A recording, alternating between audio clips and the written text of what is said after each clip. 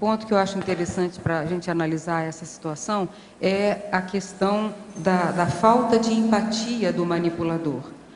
O manipulador não tem empatia pela pessoa. Ele não tem que ele se lixa para as consequências. Com certeza. Então, a gente pode definir bem as nossas ações a partir do momento que a gente não teve empatia pelas consequências que geraria na outra pessoa aquele tipo de manipulação. Exato. Então, não é nem com a gente só, é com o outro. É com o outro, porque é aí que começa a nascer o processo de interassistência. É quando você começa a ser preocupado e responsável pelas consequências do que você está fazendo. Seja um esclarecimento que pode chegar ao estupro evolutivo ou que seja no nível da impactoterapia. Mas tem que pensar em resultados para a outra pessoa. Onde não há essa preocupação com resultados, onde há uma ausência absoluta de empatia, já caracteriza o traço psicótico.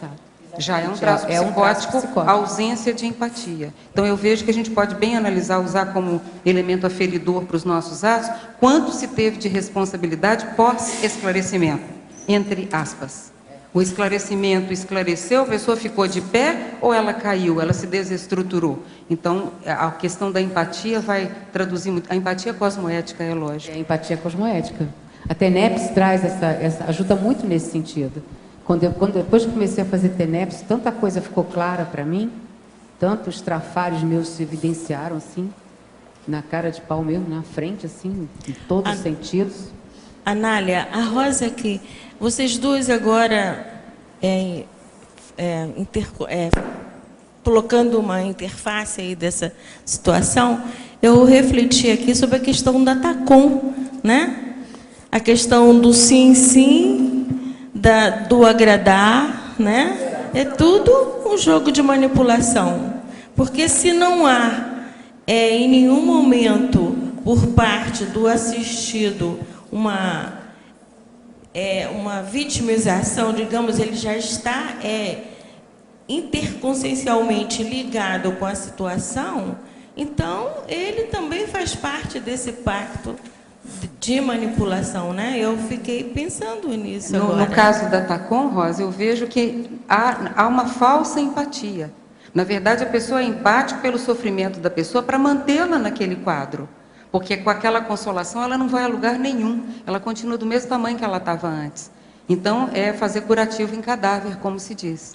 Então, não há realmente um comprometimento de empatia quanto às consequências evolutivas daquilo para outra pessoa. A omissão do esclarecimento onerou a outra pessoa evolutivamente. Isso vai para minha conta, não dele.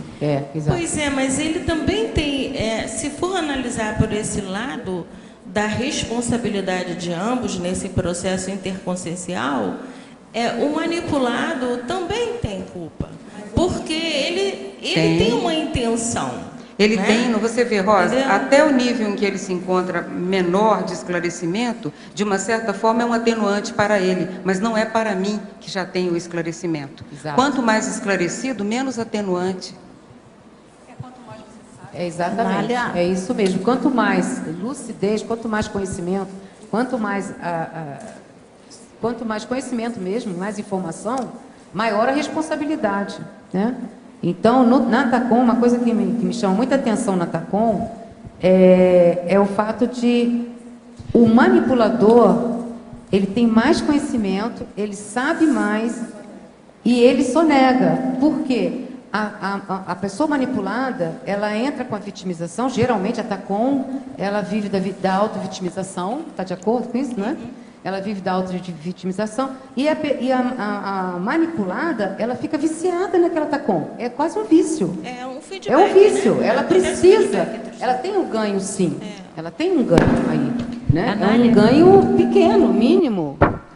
Um ganho secundário, mas ela tem. Senão ela não estaria ali o tempo todo sugando ali aquela TACOM. Por exemplo, em casas assistenciais, por exemplo, que eu presenciei em casa espírita, há um processo de hierarquia entre avós, bisavós, mães, netos, bisnetos, tudo com aquela ficha de recebimento da cesta básica, das doações, que isso perpetua por variadas gerações. Então, essas são manipulações intergrupais que estão consentidas não só pelo manipulador como pelo manipulado, né? Esse é um processo gravíssimo, né?